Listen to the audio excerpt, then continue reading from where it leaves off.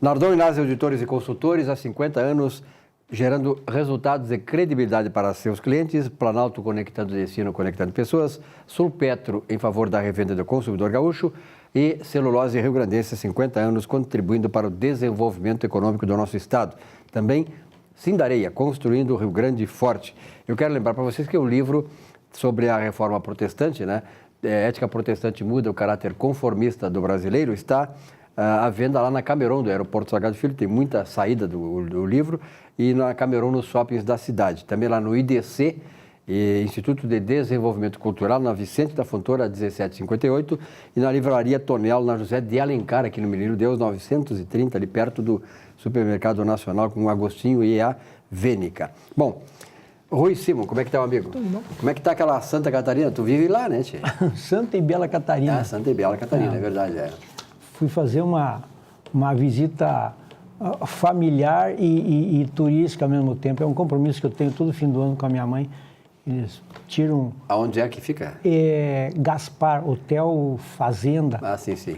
Mas é uma coisa assim insuspeita. A gente passa ali na frente, não vê nada, porque ele fica no meio de colônias de terra, então é mato e mato. Mas é um hotel 5 estrelas dentro de uma mata. É sensacional. É a terceira vez que a gente passa lá esse final de ano, assim, essa época de fim de ano. E é um evento do pessoal dos auditores fiscais de Santa Catarina, que todo final do ano fazem sexta, sábado e domingo. Reunião técnica e também de lazer. Muito bom. E eu acompanho a minha mãe, né? Aproveitando que tem um acompanhante de grátis. Então, vamos lá. E o Rui, além de tudo, é torcedor do Chapecoense, né? Tu foste lá, estava por lá? Certeza absoluta. Nas comemorações. Comemoração não se diz, mas na verdade é na data em que eles homenageavam aquelas pessoas, aqueles 71, né, que morreram, né? 71. Que morreram no acidente aéreo lá em novembro do ano passado, no avião que levava, o Lamia, né, que levava a delegação da Chapecoense. Aliás, uma coisa interessante da Chapecoense, veja bem, os grandes clubes brasileiros, inclusive o Internacional, né, que no ano passado caiu, com toda a estrutura que tem o Internacional, o Grêmio quando caiu também, clube grande não tem como cair, né? Não justifica. E agora a Chapecoense, que veio com toda essa tragédia, remontou todo o time, quer dizer, teve reforma administrativa, de futebol, teve que fazer um novo elenco no ano, teve todo o sucesso que teve, né? Quer dizer, não caiu e está ali beliscando a Sul-Americana. Eu acho que vai na Sul-Americana. Não, está na Libertadores. Está na Libertadores, imagina. Libertadores. Ficou em oitavo classificatória, lugar. Né? Sim, na fase de grupos ali, mas tudo bem. Como é que é? Pré. O que se temia que caísse, quer dizer, não caiu e ainda está habilitada a pré-Libertadores. Na frente de clubes com uma enorme estrutura e né, o potencial que tem. E chegou na frente. Então, é surpreendente, mas quem conhece, Silvio, eu conheço mais ou menos a administração lá, inclusive o Maninho foi meu colega de faculdade lá. O que acontece? O Maninho, quem é o presidente? É o atual presidente, né? O anterior, o Santo Palaoro, faleceu no acidente, então ficou o vice, que é o Plínio Arlindo Denês Filho. Esse pessoal, eles têm, ao contrário do que ocorre, por exemplo, em Porto Alegre, né, existe uma dualidade. Ou você é colorado ou você é gremista. Né? Em Chapecó, ou você é chapecoense ou você é chapecoense. Então, não existe, em princípio, oposição. Todo mundo pega junto no mesmo sentido. E eles têm, os gringos lá, eles têm uma cabeça bem profissional, não se empolgam, eles têm bem o pé no chão.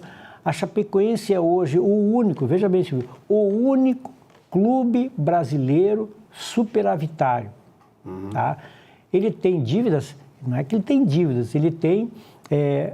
compromissos. Compromissos. Investimentos. Investimentos. Então, mas não existe a dívida, aquela coisa que está vencida e não pagou. Dívida impagável e tal. Isso. Agora, o grande negócio é esse, tu cita isso, que Santa Catarina e Paraná passaram longe do Rio Grande do Sul há muitos anos. Eu quero mencionar aqui, Rui, por exemplo, assim, nessa semana tivemos a autorização para que sejam deflagradas as obras do Cais do Porto. Porto Alegre tem várias obras em andamento, o Cais do Porto, a Orla do Guaíba, tá? a segunda ponte, o centro de eventos, mas a revitalização da Zona Norte, ali pela Voluntários, são 5 obras que eu fiquei imaginando aqui agora, que vão fazer a diferença em Porto Alegre. Mas, apesar disso, veja bem, Rui, nós somos aqui, ao contrário de Santa Catarina e Paraná, que nos passaram longe em todos os indicadores sociais e econômicos, nós somos ainda aquele Estado que se diz ideologicamente evoluído politicamente, que não é, aliás, nós somos involuídos politicamente. Governos que elegeram 2 governos do PT no Estado e 4 governos do PT na prefeitura não pode ser evoluído, desculpa dizer, é involuído. Eleger o PT, onde quer que seja, até para ser síndico de edifício, é involução. Então, olha aqui, o ex-governador Tarso, não sei como é o nome, Tarso Genro. Ex-governador Tarso Genro foi prefeito em Porto Alegre, ele disse que não iria na solenidade porque sejam felizes. É isso, é o PT. O Tarso Genro é um intelectual frustrado e um político que não sabe ao que veio. É um político que não se sintoniza com os novos tempos, inclusive de países que ele elogia. Quer dizer, então, dizer isso aí é um desrespeito, senhor Tarso, desrespeito que o senhor faz com a sociedade, que o senhor queria realmente fazer no Rio Grande do Sul e Porto Alegre, como é Cuba, como é a Venezuela, como é Caracas. E isso, graças a Deus, vocês não conseguiram. E é uma pena, uma lástima que ter falado desse cidadão, Tarso Genro, intelectual, que deveria se preservar um pouco, né? Ser um pouco mais digno, e que não é nem um pouco digno de ter os cargos que teve em Porto Alegre como prefeito e como governador. Graças a Deus, o PT acabou. Tomara que a sociedade gaúcha, porto-alegrense, se dê conta disso, acabar com o PT antes que ele destrua mais ainda o Brasil e Porto Alegre e Rio Grande do Sul. Mas, sobre a Previdência, nós até nem vamos falar muito, porque, na verdade, nós estamos gravando aqui e essa semana pode ser votado, pode não ser votado, mas basicamente a mudança é essa aí, né? Da idade, né? O que se cogita hoje, Silvia, é salvar o essencial, né? Então, o PMDB fechou questão, mais 1 ou 2 partidos ali já estão nesse caminho. O PSDB, com certeza, não vai fechar a questão, porque digamos assim, faz parte dos princípios do PSDB, da gene deles, ficar em cima do muro. Ele não vai optar por fechar a questão. Quem quiser vai para cá, quem quiser vai para lá. O que está acontecendo hoje, Silvio, que é muito importante a gente salientar esse detalhe. A gente já conversou sobre isso vagamente, assim, superficialmente. O governo não tem mais argumento para segurar os deputados, né? As verbas das emendas já saíram, então hoje fica difícil o governo convencer a base, né? A base de apoio e tal. Uma base mais instável do que, né? Mas, enfim, hoje a grande pressão vem dos prefeitos. Por quê? A grande parte das prefeituras, quando isso foi permitido, foi liberado, criaram um regime próprio de previdência social. Quem criou? A Câmara de Vereadores. Quem são os vereadores de cidades do interior? Gente que se propõe a se expor, não obrigatoriamente gente competente. Então, votaram, né, com o intuito de privilegiar, quem sabe, funcionários ali, mas hoje o ônus desse regime próprio de previdência começa a aparecer. Então, as prefeituras institutos recém-criados, e elas já não estão conseguindo pagar. Então, já estão no vermelho nos seus institutos de previdência. E se nada for feito, elas vão quebrar. Simplesmente, a prefeitura vai quebrar mesmo. Não é que o Estado pode tomar, né? A União não vai quebrar. Quebra. Então, o que está acontecendo hoje? Os prefeitos cujas prefeituras têm regime próprio de previdência estão pressionando os seus deputados para que apoiem, sim, essa reforma da Previdência.